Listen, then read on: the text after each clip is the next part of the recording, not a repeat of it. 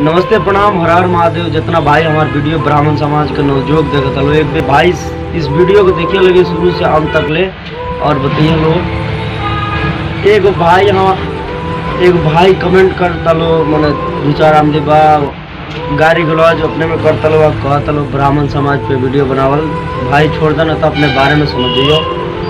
तो एक बात बतावल भाई जितना ब्राह्मण समाज के नवजुवक भाई बता दिलो अगर वीडियो बनावल हम छोड़ दी तो छोड़ दी और एक फैसला हमार ब्राह्मण समाज के नवजुवक भाई कर लो तो ओकनी के धमकी से हम वीडियो बनावल ना छोड़ सकता नहीं। और ये वीडियो पे एक विचार करिए लो भाई जितना ब्राह्मण समाज के नवजुवक भाई गढ़ लो ब्राह्मण समाज से जो मिलान करेला वही वीडियो एक देखिए भाई और न्याय निकाली। अगर हम बनावल वीडियो छोड़ दी आके बनाई झाट माट के धमकी से हम ना डरा पाए ठीक बा भाई। ब्राह्मण समाज के नवजुवक भाई बोल दिया सो बनावल छोड़ दे ना तो तानी के कुत्ता से धमकी से सोनू सरगम वीडियो बनावल ना छोड़ दी जा।